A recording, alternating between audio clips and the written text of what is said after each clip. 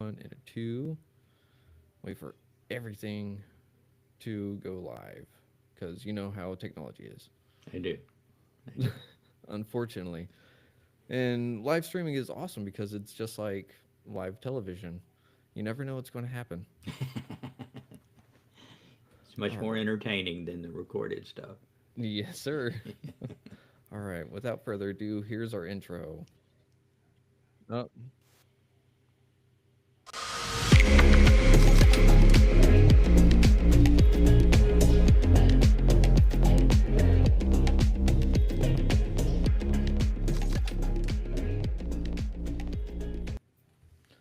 all right. Hello, hello, and welcome back to Retrieving Sanity with your podcast host, Keegan. And this is your podcast for all mental health, addiction, recovery issues, and topics. Today, we have a very special guest, and his name is Dean Graves. He's a renowned meditation teacher, mental health counselor, and spiritual guide with over 20 years of experience in the field. Through his expertise in mental health and deep spiritual understanding, he provides holistic approach to healing and growth. So, with that in mind, we're going to dive into what it's like to have, well, just the human condition, because who else to talk to about the human condition than someone that studied it, meditated on it, and helps people through it? So, Dean Graves, how are you doing today, sir? I'm doing great, Keegan. Thank you for having me on your show. I'm delighted to be here. Of course, it's an honor to have you on the show. And might I say, I love the last name, by the way, Graves. I'm very much a dead person kind of thing. So, Okay. uh, Well, I didn't have anything to do with the choosing it. I just inherited it, honestly. So, well, I mean, that's fair. And it's great that you at least have pride in a last name, right? Because sure. the last name is a lineage, and a lineage is what humans are known for. So, in a sense, you can say that a lineage is just a line of people, right? Sure. And with that line of people, there's some people that go off on one branch and break the line, and some people that keep it going. And with that, we have substance abuse, addiction, mental illnesses, and other things that just come across and throw people off that line. So, what do you think it is about the human condition and substance abuse and all that that goes into the human consciousness? Well, uh, let me qualify it first. We are consciousness, and everything Hmm. that we experience is consciousness, which means everything that we can see, feel, hear, touch, imagine is consciousness. Hmm. Okay. And so it's not a matter of becoming conscious or being unconscious. You are consciousness. You have no other alternative but to exist. There is no such thing as non existence, Hmm. which is difficult for people to grasp. Mm. But we are incarnate, Mm-hmm. and we are experiencing creation at a range of consciousness. Okay. And the range of consciousness that we all share is called it's the third range from the bottom. So we Okay. are elementary in our evolution. Ah. Um, we also exist simultaneously in the metaphysical world. Mm-hmm. That is our enduring self. That is Okay. a consciousness pattern. We do not have a physical form as we perceive ourselves to have in this lifetime. Mm. Uh, we do reincarnate. The average human has incarnated over 3,000 times, some as many as 8,000. Oh wow. Uh, some of those have been short, some of those have been long, but Mm-hmm. the purpose of the physical world, and it is all conceptual. The purpose of the physical world is to intensify our experience so that we may more empirically explore consciousness, explore ourselves. Oh. And that is everyone's purpose. There's no being in creation that has a different purpose. Hmm. That purpose is to explore ourselves, and we do that by having experiences. Huh. We all have a separate mission. The Mm-hmm. mission is per lifetime. It is guided by what we like to do. Mm-hmm. So you don't have to search around a lot for what your mission in life is, because Oh, you nice. simply do what you like. We are all Mm-hmm. motivated to get more of what we like. Okay. But as you do what you like, then you become proficient at that because you like to do it.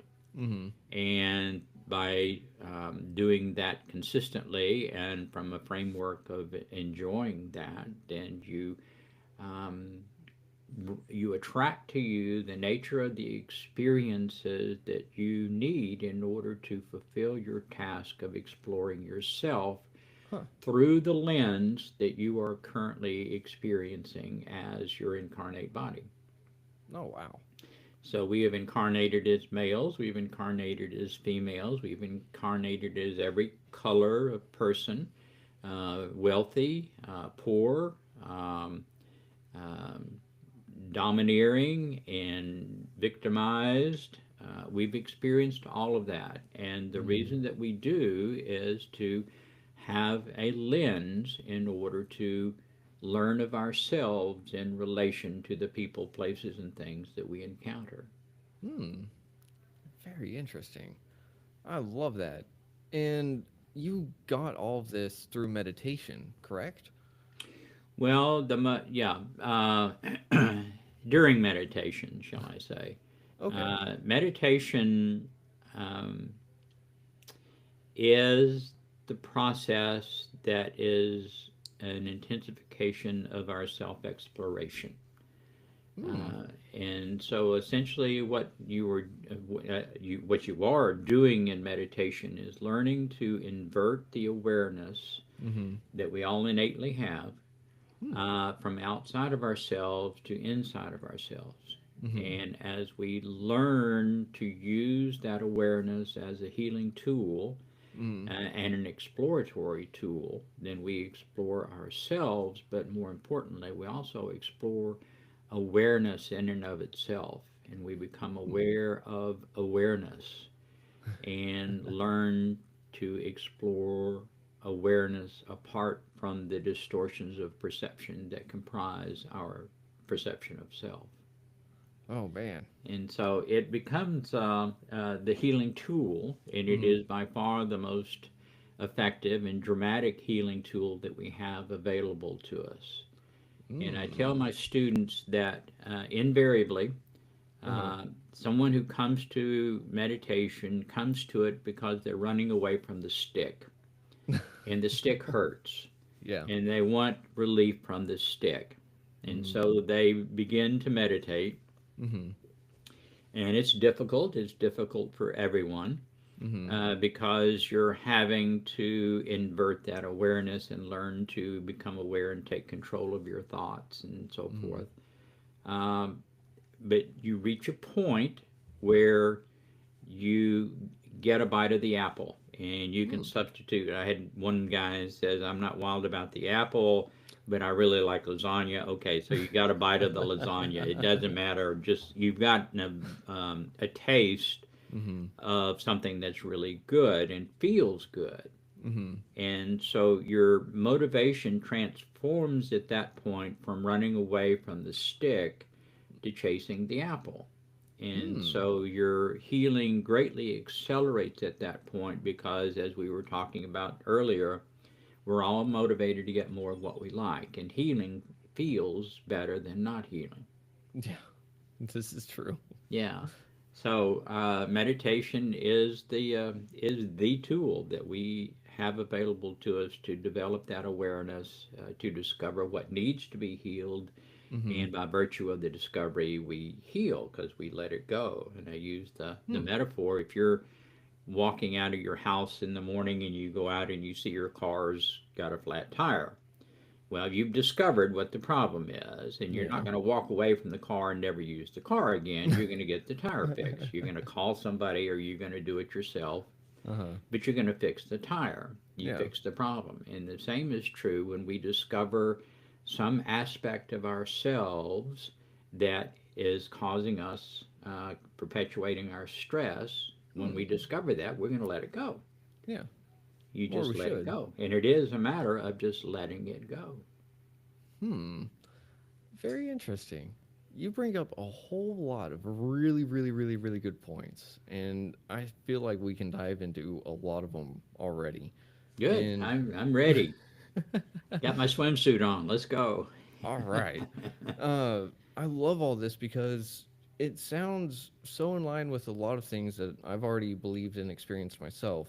But the thing is, you've got a lot of experience on top of me, first of all. So that's great I'm to just old. I mean, if you want to put it that way. Yeah.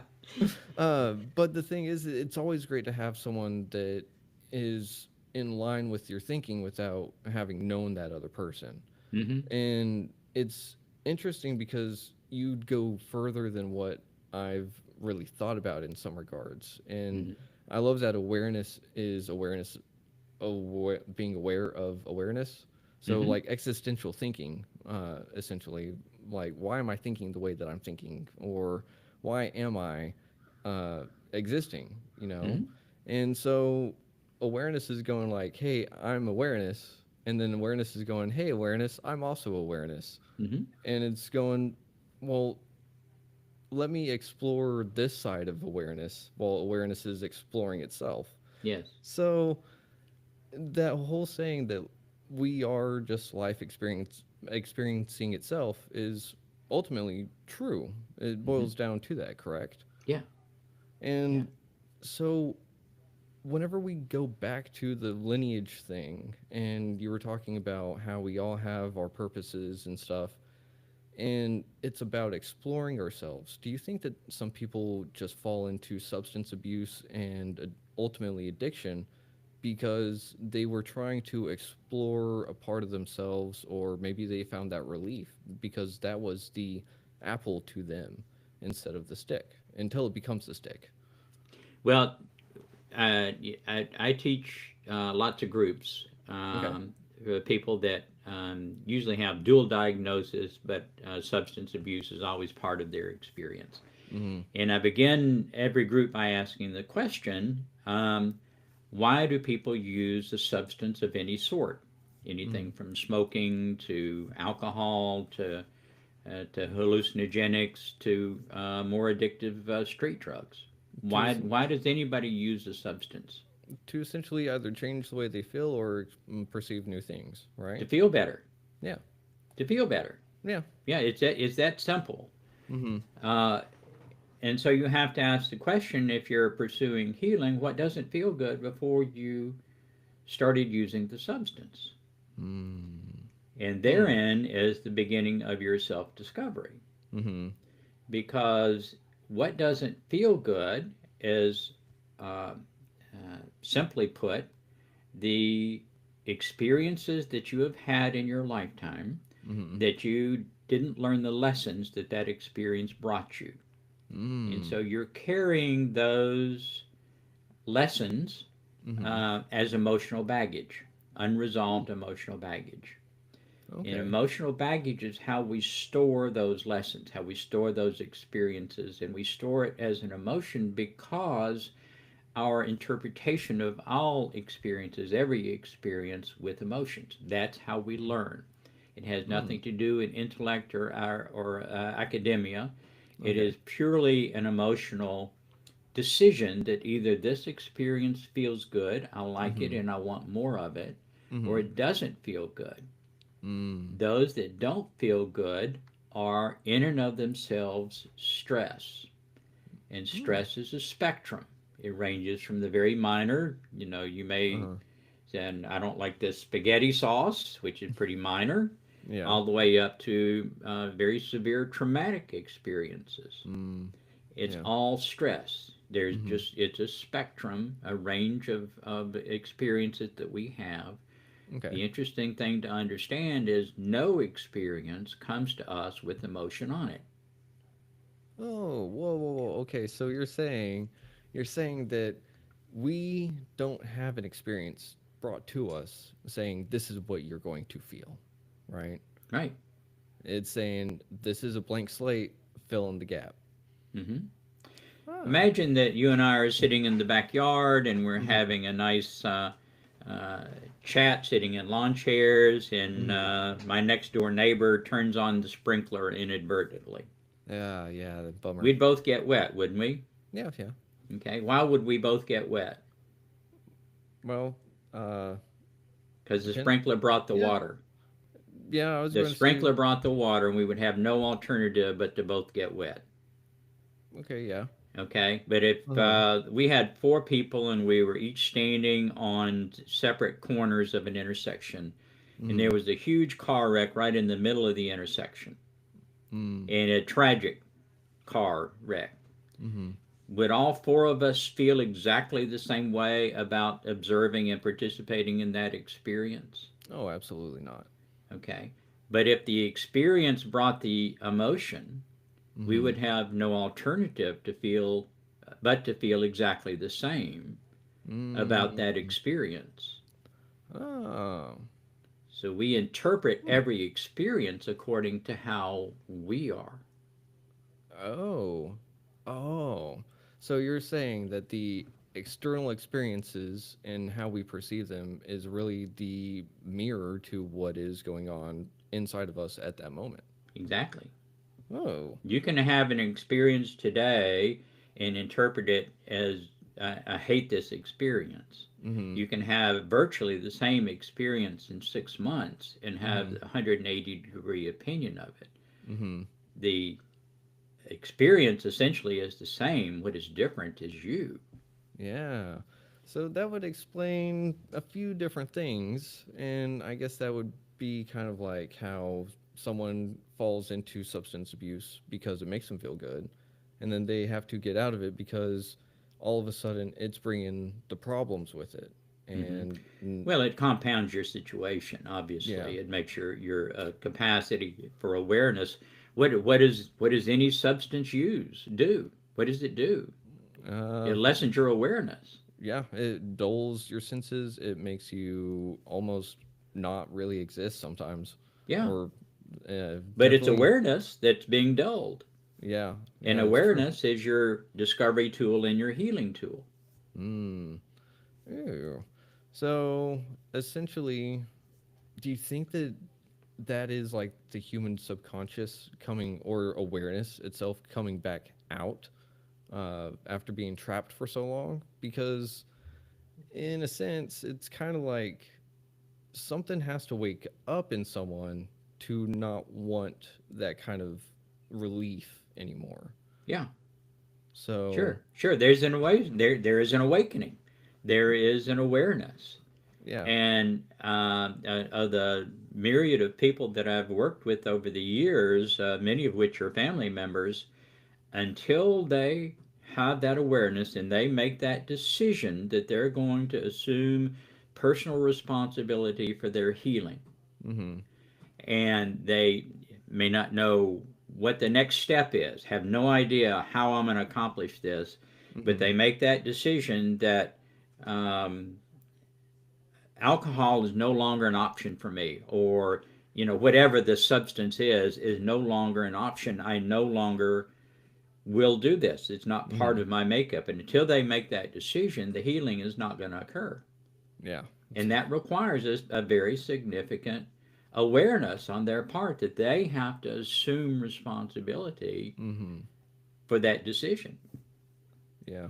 And I think you really put it into great words because assuming responsibility for healing is definitely a way I haven't heard it put before. Hmm. And I love that because it's not only saying I'm going to take responsibility of the stuff I've done in the past, but it's going to say I'm taking responsibility for what is to come in the future too. Yep. And that is profound right there. Well, it's a transformation of yourself. Mm, You yeah. know, part of it is healing the emotional baggage that you've collected, Mm-hmm. which is nothing more than the lessons that have been brought to you that you didn't learn at the time. That's Okay. all that it is. Yeah. And we are designed from the moment that we're born to begin to create an identity. Oh yeah. An identity begins from scratch, however we are as an infant, Uh-huh. and we start processing thoughts, Mm-hmm. and every thought in and of itself is a complete experience. Ooh. And we are obligated with every single thought Mm-hmm. to make a decision of whether this thought feels good and I like it, or it Uh-huh. doesn't feel good and I don't like it. We don't make a Mm. checklist of pros and cons. We just, yeah, I like it. It feels good. I want more of it. Uh-huh. And we're all motivated to get more of what we like. Mm-hmm. And that begins as an infant. And we learn that if we behave in a certain way, then Mm-hmm. we get rewarded with more of what we like. If we Mm-hmm. don't behave in a certain way, and we may get much of what we don't like. Uh-huh. That same process continues today through our entire lifetime. Hmm. And we constantly modify this identity, and this identity is who we think we are. If I dress a Mm-hmm. certain way, if I wear my hair a certain way, if I, um, you know, um, smoke a certain cigarette or whatever it Uh-huh. is, we do that in the anticipation of tricking the world to giving us more of what we like because they Hmm. identify with that. Ah. And so we constantly modify this identity, but the trick is that the identity, regardless of what the identity that Mm-hmm. you've created is always false. Always false. Always false. There's no true identity. So would that be the hard question of what it is to be human? Do we Well, have? yes, it's discovering of what it is to be human. It certainly is. It is the necessary process. And if you understand that we learn by analogy, we Mm-hmm. learn by comparison and contrast. Mm-hmm. And we begin infancy, and infancy, as we've suggested with the reference to reincarnations, Mm-hmm. um, we begin at the level of progress that we've made through our previous incarnations. Hmm. And that's where we start a new lifetime. Okay. And any parent that has had more than one child, Mm-hmm. the child raised in essentially the same environment, the same stimulus, yada, yada, yada, but each child is totally different from every other child in that family that has the same condition. Mm-hmm. And the reason is that child is a different soul, and it Mm-hmm. has different historical experiences. It's beginning a new lifetime in the condition that it has progressed Mm-hmm. through its evolutionary enduring self. Mm. And so we create this identity in order to learn what we don't like. Yeah. And we Okay. we have to know what we don't like so we'll know what we do like when we encounter it. Hmm. How quickly that we decide what it is that we like and what we're going to focus on is that awakening that we were referencing Yeah. earlier. That heck, Hmm. it can happen when you're a teenager. It can happen when you're 50 years old. It can happen when you're 70 years old. It's up to you when you're ready to make that decision to start Hmm. exploring yourself and fulfilling your purpose in life. Oh man, you. That is some really good stuff because I'm sitting here wondering, like, how does someone find out what their purpose is? Because if we're coming from another lifetime, Mm-hmm. uh, if we're coming from different families, different parts of the world, things like that, um, then how does someone decide to go? Well, not how do they decide? After they've decided that they want to heal, that they want to bring their awareness inside, Mm-hmm. that they want to find their purpose, how do is it as simple as, oh, that feels good and I'm good at it, so Yeah, I'm going to do that? that's the mission. The The mission. purpose, there, no one has a separate purpose.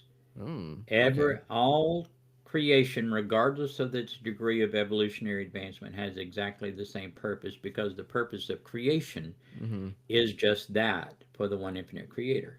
The Hmm. purpose of creation is so that the one infinite creator might know itself by experiencing itself. Mm. So it's almost like a paradox of sorts, right? It appears to be a paradox, but Uh, when you consider appears. that all is one, Mm-hmm. it is not paradoxical. No. And It's then one is all. self-resolving. Yep. And so, in that sense, essentially, you and I have had either similar experiences, and well, hang on.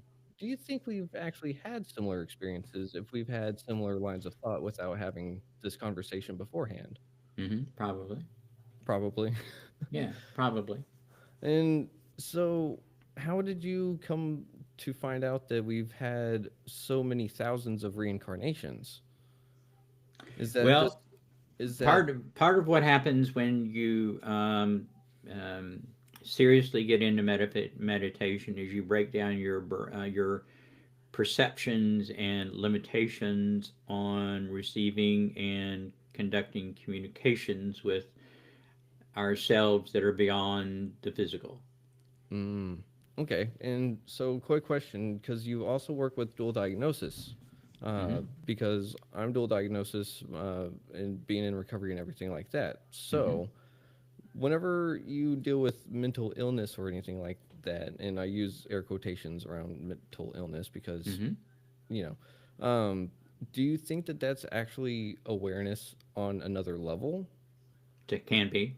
It can be. Can be. Bipolar, a lot of an accurate bipolar diagnosis as someone that is of a higher consciousness, and what they're experiencing is a pendulum swing. Your high is matched by your low, and Yeah. so um, it is because you begin with a higher consciousness that your enduring self is a higher consciousness. You're going to have a higher high, which means you're going to have a lower low, until you learn to integrate those. Mm. And Mm. again, that's part of exploring yourself and becoming aware more of who you are and learning to integrate those polarities and Mm. find eh, you're still probably going to have a pendulum swing. We all do, but the pendulum swings becomes much more modified Hmm. and within what's deemed to be an acceptable range. Huh. That. Schizophrenia is a real schizophrenia diagnosis is someone who has experienced a trauma that has perpetuated a perforation of what's called the veil. And the Mm. veil is what shields us from the metaphysical world around us, the Mm. cosmos around us, Mm. because it would be very confusing for us Mm. because of our low level of consciousness. Mm. But that trauma perforates the veil. And so Okay. the voices that most schizophrenics are experiencing are just voices on the other side of the veil. And Mm. some are positive and some are negative, but they don't understand that. They don't know how to cope with that. Mm. And so they resist that, and the resistance is what breaks down the mental function and the subsequent um, uh, body changes in the mind that Mm. schizophrenia. But yeah, mental Okay. illnesses they have a reason. To, psychology and psychiatry swear that it's a chemical imbalance. Well, yeah, it is a chemical imbalance, but that's not the cause. That's the Mm. result. Oh. Okay. See, The you. body is a product of the mind, and so Ah. the mind tells the body how to be. Mm. Okay. And if there's distortion, then the body will remain in that condition of distortion until the mind corrects its instructions to the body. So Oh. as you heal, the body heals. As you heal the Okay. mental, the body will heal. Okay. Interesting. Interesting, because you also unknowingly hit something that I was dealing with not too long ago. Mm-hmm. So I had recently gotten a root canal, and of course I have to be put underneath laughing gas. And while I was under, I started wondering about identity and ego and who I am. Mm-hmm. And so I started down this weird rabbit hole, and it by the end of the operation, I felt better because I came out feeling like I actually got to a little bit more of who I maybe am or am not. Mm-hmm. But you also had hit something with the bipolar on the pendulum about integration, because that's what I've been working on personally, is doing integration. And I've noticed that uh, mood swings aren't really a swing per se. It's more of a shift. And Hmm. if I notice a shift, I can pull it back to center a lot quicker now. Hmm. But that's after I've learned some of the lessons that came with a shift that came.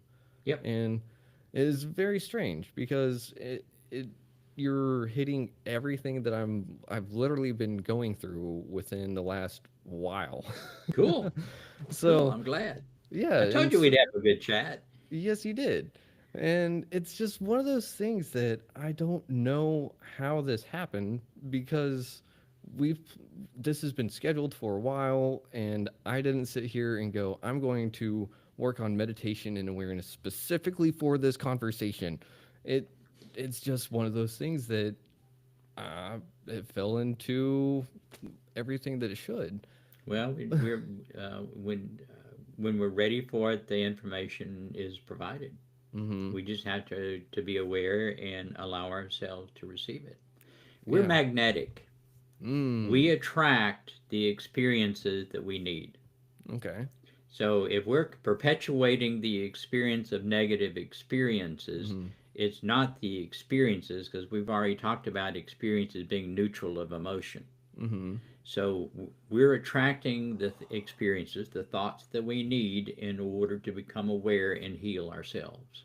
Oh, so you're kind of hinting at I might pull in more trauma if that's what it takes to get me out of a healing. That's what it takes. But the trauma definition is yours, Mm-hmm. Ooh. What? Ooh. Ooh. Because not everything is going to be traumatic to the same person right? or Exactly. to a different person. Yeah. So, oh man, this is interesting. So if we're magnets and some people will go, why do bad things always happen to me? Is it because they're asking the wrong questions or they're focusing on the wrong experiences? Well, it's not a matter of focusing on the wrong experiences. They're looking at the world as the source of their experience. They are Mm. the source of their experience. So if I'm Okay. I'm attracting the same experience over and over and over, just with different people, Mm-hmm. then I'm the magnet. What Ah. it is inside of me do I need to change in order to stop attracting these experiences? Oh man. Invariably, Uh-huh. it's going to be some of the beliefs that you've incorporated into your identity. Ooh. And so is that why, or rather, do you think identity should shift and be flexible and fluid and not rigid and a statue? Yeah, absolutely. Yeah, Because, the what you're alluding to is when most people uh, develop this identity throughout their lives, and they get tired of the identity, not their identity. They get tired of their identity being challenged. And ooh. so it's at that point then they start trying to manipulate the world around them to conform to their identity. You Mm. remember the TV show All in the Family with Archie Mm-hmm. Bunker? Yeah. I mean, he was an archetype for that character that had stopped changing his identity and perpetually tried to manipulate the world in order to conform to his view of himself and the world. Huh. Now, Okay. that's called reaching a point of stasis, Okay. and we misperceive what we all seek is stability, but we Mm. misperceive stasis for stability. And the difference between stasis and stability, stasis does not anticipate change. Hmm. Stability requires change in order to maintain stability. Ooh. Ooh. I like that. Okay, so stasis. So we're looking to achieve stasis? Now we mistake a stasis for stability. What we're Okay. seeking is stability. Oh, okay, okay. I had it backwards. Yeah, So, we seek stability, but and there's flexibility in stability that allows us to balance. mm, Stasis does not anticipate that. It does not anticipate change. It doesn't. It runs away from change. It ah, resists, and so It's a, you can make the old the Buddhist metaphor of the willow as opposed to the oak. The oak Mm-hmm. doesn't bend, the willow bends with the winds, Mm-hmm. and so it doesn't break. Yeah. And it's the same ideology. Okay. When we go into stasis, then we're fragile because we're so rigid. Mm. And that really does seem what a lot of people fall into, more or less. Hmm. And I don't know if it's because of societal programming or if it's just the emotional baggage that people maybe carried over from their past That life. Well, you don't carry emotional baggage over from past lives. What you carry over is your condition of being. Ooh, So okay. any emotional baggage that you collect is exclusive to one lifetime. Oh, But okay, your okay. condition of being may be a significant magnet to attract more experiences that will quickly enhance your emotional baggage that you're creating. Ooh, okay. So it also sounds like we're trying to be the creator of the world of the identity we like, Yep. essentially. Yeah. So, But as we uh-huh. evolve, and the evolutionary process is the surrendering of this identity. Because Ooh. underneath that in every identity is our Mhm. authentic self. Yeah. Every time that we have had a particularly enjoyable experience, usually an interaction with the person, place, or things that allowed us that feeling of love, Mhm. every time that you felt love in your life, what has happened is you've not gotten anything from the person that you were with Hmm. other than permission to surrender this identity temporarily, and you allowed yourself to feel your authentic self. Ooh. Ooh, I think you just explored and hit the oh man, cuz that right there would explain to so many people why people are either a husk, a shell, or can't connect with other people Hmm. because they're not letting their authentic self be seen. Emerge, right? You're Yeah. already what you seek. Uh-huh. You are what you seek. Okay. And one of the benefits of a controlled experience of, for example, LSD, Mm. is you surrender that identity and Mm. you're feeling your authentic self. Okay. And So, sorry. Go ahead. that's all right. That's all. Oh, I was just going to say there's something, a phrase that I've heard back in the past, and that was for during LSD parties or whatever, and it's ego death. And that would seem to be along the lines of what you were talking about, letting the authentic self out. Yeah, yeah, Huh. absolutely. Of course, when you Interesting. come off of the drug, then you're right back where you were. If you don't take that, and the Uh-huh. purpose of having those types of experiences is not to substitute you doing the work and Mm. getting there without the substance. It's Mm-hmm. giving you a peek behind the curtain so you know Ah. what your objective is for doing Okay. the work of healing. Gotcha. And so, oh, so that's why some people think that that those substances can be the key to healing whenever really they're just saying this is what's possible if you do the work, Yeah, right? yeah. Ooh. A good life experience comparison. Mm-hmm. Um, Back in the 60s, there were three Harvard professors Okay. that were psychology department, and they began a series of experiments on themselves as well as others with Mm-hmm. LSD. Mm. And I forgot the third guy, but one guy was Timothy Leary, and Okay. Timothy Leary got into using the drugs and not doing the work. And he Mm. started the 60s movement of turn on, tune in, and drop out. Mm. Okay. And they were all dismissed from Harvard.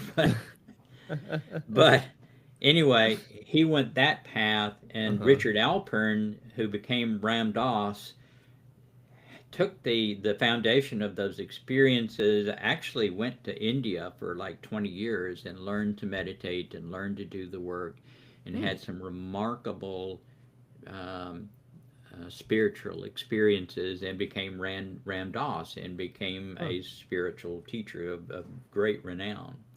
Oh But wow. his path was different from Timothy Leary, because Mm-hmm. he recognized the transitory nature of continuing to use the drug and went to do the work necessary to effect the permanent healing in his beingness.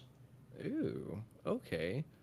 That is a really interesting comparison because it really does feel like just someone wanted the shortcut and someone saw the end goal and said it was worth it to do the actual work. Yeah, And oh man, and so then you can sit there and see two totally different lives and two totally different paths that all started with a similar experience. right. Similar experience and a similar objective.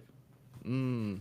And so not the same purpose, a similar No, objective. well, their The purpose purpose was the is the same. same, but Is the same. yeah, they just chose a different path. Okay. One became very uh, forever productive, and the other one was transitory. Mm. You didn't go Okay. beyond that transitory experience. Yeah. And so, where do you think a lot of the average person, where do you think that they sit in anywhere? Actually, real quick, is there like seats of consciousness and awareness inside of a head or anything like that? Is there a scale factor of like anyone is like up to a level 8 consciousness level or awareness? Yeah, there's a definitive scale for consciousness, Okay. but we consciousness is segregated throughout creation, is segregated into ranges of consciousness, Okay. and every range of consciousness is divided. And a range of consciousness is called a density, Okay. and every density is divided essentially into an infinite number of dimensions. And Mm. so we progress incrementally through the dimensions, through the density, until we learn the curriculum of the density. And once we learn the curriculum of the density, then we progress to the next range of consciousness, the next density. Ah. And we begin Okay. again exploring the curriculum of that range of consciousness. The, Ah. the text, the objective of this range of consciousness that we are sharing Mhm. is awareness. Mm. Awareness is an inherent characteristic of the Creator. Okay. The next range of consciousness is fourth density, and its text is love. Mm. And we will become love. We will become, in order to graduate from this range of consciousness, we will need to become awareness. Just Hmm. like in the next range of consciousness, we will become love. Huh. In the fifth density, we will become wisdom. We're Hmm. exploring wisdom all through the fifth density. In the sixth density, which is the beginning of the creator being densities, we Mhm. will become unity. The Ah. seventh density, we will become stillness. Mhm. And then the eighth density is reunification. We're we've learned the lessons. Ah. Okay. Ooh. And so then is that whenever reincarnation happens? Right at the last one? No, no, we're reincarnating within third density. Actually, the Oh, okay. physical world, about midway through the fourth density, we surrender the authenticity of the physical world entirely, and we no Oh, longer need to incarnate. okay. And the rest of the evolution is not as an incarnate physical being. Okay. So when I'm all with the metaphysical and stuff like that, so I'm totally right there with you. So Okay, you're saying that eventually our awareness won't even be in the physical, right? right. But understand, there is a hierarchy to progressing through the Mm-hmm. inherent characteristics of the creator, but only Mm. hierarchical from the standpoint is you have to build the foundation before you build the walls. You have to build the walls before you build the roof, and so forth. Mm-hmm. Yeah. Awareness is foundational, and so Okay. we must first establish that awareness in order to be able to learn the lessons of this range of consciousness and prepare to do the work of the next range of consciousness. One of Hmm. the conditions that we begin this range of consciousness is being unconscious. And so Oh. we have to, by effort, Hmm. become aware, become consciousness. And that is that point that we were alluding to earlier when Hmm. you take responsibility for your healing Hmm. and you take responsibility for your progression along the enlightenment path. And the enlightenment path is synonymous with consciousness evolution. There's no difference. Hmm. Most people perceive enlightenment as a destination. Yeah. It's not. Huh. It is a path, Hmm. and everyone is already enlightened to the degree that they have allowed themselves to become enlightened. Okay. Oh. Oh. I like that. It also kind of sounds like enlightenment is also a fuel of sorts. Well, awareness is the fuel. Okay. Yeah, Oh, yeah, that would make sense. Awareness is more of the force pushing, while enlightenment is more of the vehicle. right. And we're all motivated to get more of what we like. Invariably, what we like, what feels better than anything else, Mm-hmm. is our authentic self, Mm-hmm. because that is our authentic self. It's our core being. And all Okay. the things that we desire, um, truly desire, because it feels so good, we Mm-hmm. already have. Ooh. But we don't recognize it because we defend and protect this identity that we've created, which is our perception of self. So it sounds like we just dig ourselves this weird, silly little hole sometimes, doesn't it? Well, that's exactly what we do, but it's purposeful because we have to know what we don't like to know what we do like when we encounter it. So Ooh. it's only when we experience this identity and its foibles over and Mm. over and over until we realize this isn't working for me. I need something, there's something else that I need. And Mm. that's when you give up the authenticity of this identity and you begin to honestly explore intimacy with yourself. Mm. And I think that that right there would probably mark a good starting point for a lot of people, Hmm. or even a good deep point for people. Because I know for myself, I have to get intimate with myself. Right. You And have to get honest with yourself. yeah, and there's throughout my recovery journey, I've noticed that I can get honest with myself at different levels. Right. And it takes like every time I'm like, all right, I am 100% honest. Okay, never mind, I lied a little. And then it's like, but I didn't realize that there were some things that I just either my perception was wrong, my experience made me feel a little bit weird about it, and then I Hmm. had a second What experience gave you the capacity to do that? to do what? To have those Oh, those advancing degrees of honesty with yourself. being intimate, asking questions and answering Honest questions. awareness. Yeah. You discovered the problem, and when you discovered, wait a minute, I'm not really being honest with that's not really honest with myself. Mm-hmm. You've discovered the problem and you let it go, which Ah. allowed you to progress along that path of greater intimacy with yourself, which is nothing more than greater honesty with yourself. Hmm. Okay. Yeah. And so whenever, let's see, how does someone? Oh, actually, hang on. Let's scrap that. Whenever we're sitting there and we're getting authentic, and we have an identity, we have to come across the things that we don't like to find the things that we do like.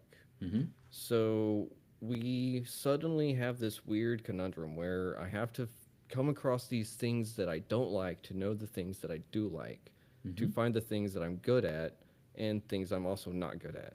Mm-hmm. So someone could probably be good at something and it doesn't feel right too, right?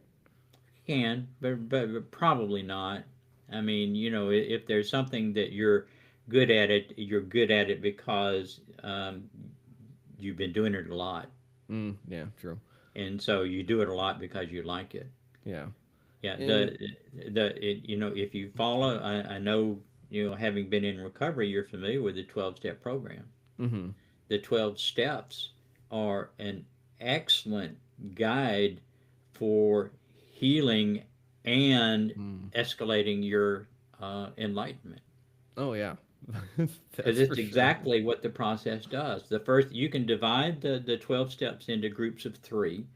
The first three groups are function as a group. The next Mm-hmm. three function as a group. And the first three is discovery Yeah. and first awareness. The next Mm-hmm. three is healing. It's when you do that introspection and you're Yeah. painfully honest with yourself. And Yeah. I tell you a funny story. I had a woman in a group that I was teaching one time, and she had been in recovery several times and relapsed and so forth. Mm. And she said, "You know, I found out something that worked really, really well. When I get to that step where I have to confess all of my stuff to somebody else, I buy a bus ticket and I get on a bus to a nearby city and I sit next to somebody that I've never met before and I'm never going to see again. And I unload all my stuff to meet my step requirements. And then I ride back to my home city. And I'm thinking, yeah, but that person you're telling us to is probably traumatized for life after that experience. Yeah. Yeah, Oh boy. yeah, but the 12 steps are great, and the interesting thing is when you get to the 10, 11, and 12, Mm-hmm. you're actually becoming a teacher. Yeah. And that's when you really learn what you've been working on for the first 9 steps. Yeah. If you want to learn something, teach it. You're 100% right. Yeah. And so And it's an excellent system, whether you're in recovery or not. If you're just a mm-hmm. human that, is ready for your um, advancement along the enlightenment path, Mm-hmm. the 12 steps is an excellent Yeah. path to follow. Yeah. And I love that you say that because it's something that me and my co-host Simba have harped on before is that everyone should do the 12 steps. Yeah, absolutely, absolutely. It would be the best thing that they could do for their personal healing. And I like if I think like 5% of the population did it, like honestly, and like not the ones that need it, but Hmm. just the ones that say, "Hey, I want to better myself even 1%." If Right. 5% of the population did that, I think the It world would would be be transformative. oh, Yeah. crazy. And that's the thing too is that I've not worked the steps just once. I've worked the steps 2 times now, What's the and process? yeah, you're supposed to. It's kind of like reading some of those books that you're supposed to read as a child or teenager, then as an adult, and so on. As Uh, you change, as you heal, then each step has a different meaning, has a yes, deeper meaning. yep, But what's and changing, the steps are the same. What's yeah, changing is you, as you're hmm healing. yeah, and it's my perception of things change, and like we were talking about earlier, how my honesty level changes. That changes how the step 4 and 5 look too, Yeah. and that in turn changes steps 6, 7, 8, and 9, and so on because everything is interconnected at that point. Because you're incrementally healing. And Mm-hmm. your perceptions change. Your perception of self change. Your perception of relationships with others changes. Mm-hmm. Everything changes each time you go through the steps. Yep. And if anyone's identity is constantly in flux, then there's always some healing to do, right? There's going to be on constant healing while we remain in this range of consciousness. This range of consciousness is not designed for us to totally heal. That's what the next range of consciousness does. So Oh. once we learn the lessons of this range of consciousness, then we are preparing ourselves to significantly heal. And it's not until near the end of the next range of consciousness that this identity will totally go away. Ooh, okay. And so by this identity, do you mean Your perception, your erroneous perception of self. okay? Huh. So interesting. So essentially, self is self until self is no longer self, right? Well, your perception of self perpetually changes. That's the whole process of evolution.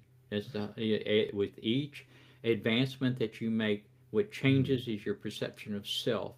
Ultimately, Mm. what you're doing is you're surrendering your perception of separation from others and eventually the creator. Oh, And okay. so each step of progression along through the densities expands your perception of self to incorporate more and more of creation. Ew. So whenever we're really saying, like, I could say I'm not the same person I was 3 months ago. I'm not the Mhm. same person I was whenever I started recovery. Those are legitimate claims. Those are absolutely positively legitimate claims. You are not the same person that you were before you processed the last thought. Yeah, I was. It I'm is not the same person. it it's not possible to duplicate an experience Mm, because we change after every thought. Minutely, teeny tiny bit, but we cannot duplicate exactly the same experience because we change after the processing of every thought. yeah, I'd have to 110% agree on that because I can tell you right now I'm not the same person I was coming into this conversation. I'm Because now, sorry. oh, no need to be sorry. Okay. You just did exactly what you uh, had talked about. You just helped expand my consciousness to help expand room to let more of awareness and everything else in. Hmm. And And hopefully allow more of the authentic you to emerge. oh yeah, for sure. And that's the thing too is that anyone listening to this is going to be able to sit there and go, "Hey, the dots. I have those dots. I'm Hmm. also aware, so I can do those things too." And whenever, man, there's a lot to unpack with consciousness itself, right? Oh yeah, yeah. Do you think anyone's goal is to be unconscious? No, No. no. We begin in unconsciousness, and it's very uncomfortable. It's very unpleasant. And that's why That's we that's where became. our stress and suffering is magnified. Oh, interesting. So you're saying a state of unconsciousness is not a state of rest? No, not at all. Huh. Not at all. It's a place of turmoil Oh, so, hmm. Why do you think that some people want unconsciousness, though? because they're worn out, Oh, yeah. but they haven't reached that point of surrender. Oh. And so ultimately, it goes back to surrender to authentic self. Yep, that's all this whole process is. Oh, okay. Because you are what you seek. Uh huh. And it's a matter of surrendering all of these false perceptions of self that we've obscured the authentic self's emergence. If you think of your identity as or your authentic self as the gold, and you've buried the gold in the ground and you've covered Mm it with a bunch of trash. hmm. In order to get to the gold, you have to shovel off all the trash and dig the gold out of the dirt. Mm hmm. But you put it there. You buried it Mm hmm. so that you would have the experience of self exploration by learning what you don't like. And the trash obviously is not pleasant stuff to get rid of. Oh, boy. It really just goes, it is almost a paradox. Almost. But it's not. It's not a paradox. It is a paradox until you discover that authentic self and you Mm feel hmm. that. You feel that. It's not an intellectual awareness. I was about to say, how does someone know they found their authentic self? You feel it. Feels good. Feels really good. All right. Someone that we identify as uh, ethical, Mm moral, all those catchwords that we use hmm. to Mm hmm. identify someone that we want to be with, to be Uh huh. around. That is their authentic, the behavioral characteristics of the authentic self. Hmm.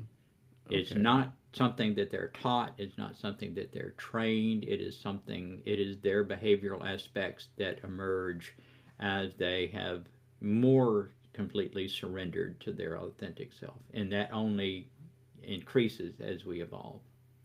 Okay. And so the only way through it is forward, right? Yep. Yep. Through it. Gotta feel it to heal it. Gotta feel it to heal it, gotta reveal it to heal it, gotta do everything to heal it. Yeah. Yeah. But the healing is literally is just letting it go. So, okay, can we tie up with how does someone let something go if they don't know how to let go? Okay. Well, you very simply, if you recognize, and these are all beliefs. That's all they Mm-hmm. are. These are Okay. nothing more than beliefs. Is becoming aware of the belief and becoming aware that this belief is perpetuating your stress. Is Mm. perpetuating your attraction of experiences that continue to trigger you. Okay. Okay. So the process very simply is this belief, if I hold on to the belief that I'm going to continue to feel the guilt or the shame or whatever the uncomfortable condition is, Mm-hmm. but what if I didn't have that belief? Mm. And you begin Okay. by asking your, first of all, identify the belief. Uh-huh. Simply write it down.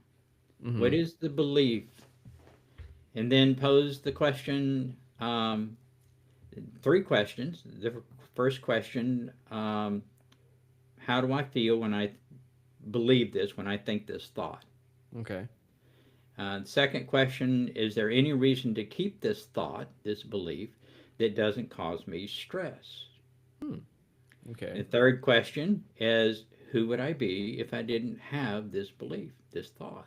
Mm. Ooh.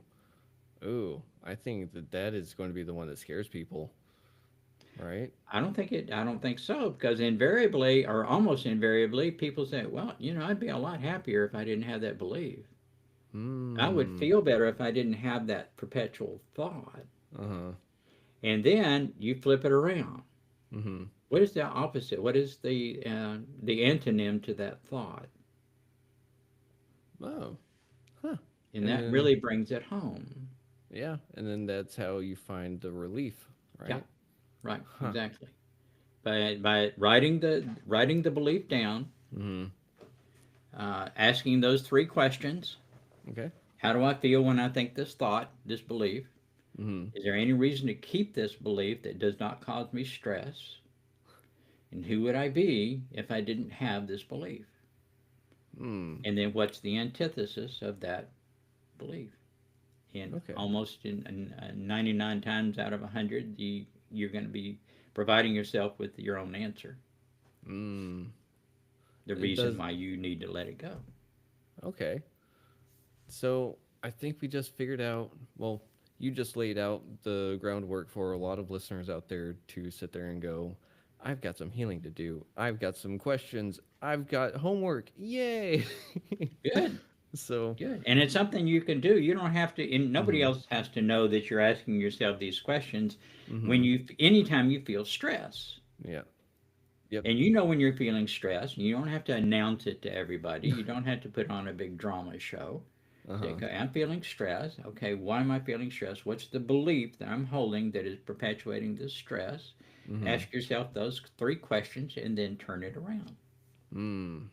And you Okay. can do it in your mind. You don't Yeah. have to be a drama queen about it. uh, some people do like the drama.